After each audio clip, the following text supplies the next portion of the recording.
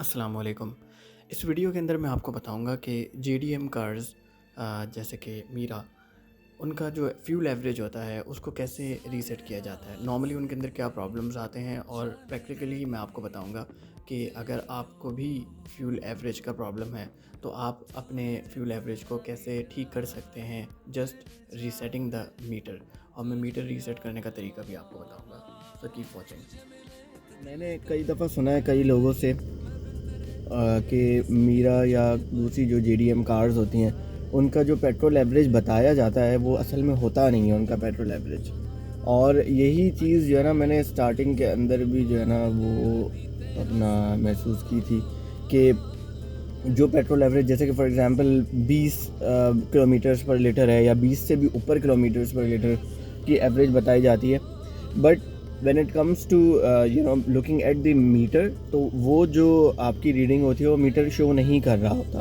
तो ऐसा क्यों है? और बहुत सारे लोग हैं मेरे ख्याल में जिनको ये प्रॉब्लम फेस हुआ कि उनका मीटर जो है वो 14, 15, 16 इस तरह की एवरेज दे रहा है। 14, 15 मतलब नॉर्मली एवरेज दे रहा होता है। मीरा जो कि इस हवाले से मशहूर है कि वो बहुत अच्छा एवरेज देती है, मतलब 17, 18 देना सिटी के अंदर उसके लिए बहुत आसान मामूली सी बात है। तो मीरा बहुत ज़्यादा मशहूर है इस चीज़ के लिए। लेकिन कई लोगों के साथ, इवन मेरे साथ भी ये हुआ कि जब मैंने गाड़ी ली तो उसके बाद फिर मेरा जो एवरेज था गाड़ी का वो 14, 15 पर भी नहीं पहुंचा, 14, 14.5 तक था। तो लिटरली वरिड कि मैं क्या। उसके बाद फिर किसी ने मुझसे कहा कि यार आप जो है ना मीटर को रीसेट कर दो। तो मैंने मीटर को रीसेट किया तो मीटर रीसेट करने के बाद भी एवरेज के अंदर कोई वो नहीं आई, तब्दीली नहीं आई, एवरेज हुई था। असल में इस चीज़ का सलूशन जो है ना वो मीटर रीसेट ही है। लेकिन मीटर रीसेट करने का एक तरीका है। वो तरीका अगर आपको आता है तब तो आपका प्रॉब्लम सॉल्व हो जाएगा। लेकिन अगर वो तरीका अगर आपको नहीं आता तो वो प्रॉब्लम आपका सॉल्व नहीं होगा। मैं आपको बताता हूँ कि मीटर रीसेट करने का असल में तरीका क्या है।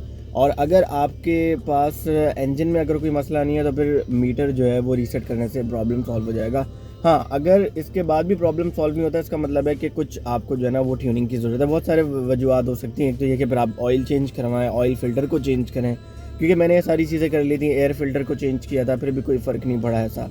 और अगर फिर भी इससे भी अगर फ़र्क नहीं पड़ रहा तो फिर एक होती है पीरियोडिक ट्यूनिंग होती है। पीरियोडिक ट्यूनिंग के अंदर जो है वो आपके कैटालिटिक कन्वर्टर जो है उसको साफ़ करते हैं। लेकिन ये सारे थोड़े से लंबे खर्चे हैं। इन सब चीज़ों को करने से पहले एक दफ़ा आप अपने मीटर को रीसेट करें। अगर प्रॉब्लम सॉल्व नहीं होता तो फिर आप ये वाली सारी चीज़ें करें। चले मैं आपको बताता हूँ कि मीटर असल में रीसेट होता किस तरीके से। तो ये है मीटर, ठीक है। और मीटर के अंदर यहाँ पर ये दे रहा होता है कि अभी कितनी गाड़ी ये चल सकती है। और इस तरफ अगर आप आएँ तो ये दे रहा है ट्रिप ए दे रहा है और ट्रिप बी एक और होती है, ठीक है। आपने रीसेट करने के लिए करना ये कि ट्रिप ए के ऊपर आप आए। अब आप ये जो बटन है इसको आप प्रेस करके रखेंगे। मैं प्रेस नहीं कर रहा हूँ क्योंकि अगर मैंने प्रेस किया तो मेरा जो है जो भी पूरा एवरेज है रीडिंग है वो पूरी रीसेट हो जाएगी। तो आपने करना ये कि इसको आप प्रेस करके रखेंगे यहाँ तक कि ये एकदम ज़ीरो हो जाए। उसके बाद ट्रिप ए के ऊपर जाने के बाद आप एक और दफ़ा इसको प्रेस करेंगे तो अब ये ट्रिप बी के ऊपर आ गया। अब आप इसको दोबारा प्रेस करके होल्ड करके रखेंगे तो ये जो ट्रिप बी है ये भी आपकी जो है ना ज़ीरो हो जाएगी। जब ट्रिप ए और ट्रिप बी दोनों आपकी रीसेट हो जाए यानी कि ज़ीरो हो जाए, इसका मतलब है कि अब आपका मीटर है वो मुकम्मल तौर पर रीसेट हो गया है, आपका एवरेज भी रीसेट हो गया। हम गलती ये कर रहे होते हैं कि हम सिर्फ ट्रिप ए को या ट्रिप बी को रीसेट करते हैं और उसके बाद फिर क्योंकि उसके साथ में एवरेज भी रीसेट हो जाता है तो हमें लगता है कि अब हमारी जो गाड़ी है वो रीसेट होगी, जबकि ऐसा नहीं होता। गाड़ी रीसेट नहीं हुई भी होती। गाड़ी उसी वक्त रीसेट होगी जब ट्रिप ए और ट्रिप बी दोनों के दोनों रीसेट होंगे, दोनों के दोनों ज़ीरो पे आएंगे। उसके बाद जब आपकी गाड़ी जो होगी वो आपको जो एवरेज देगी वो एग्जैक्ट एवरेज होगा।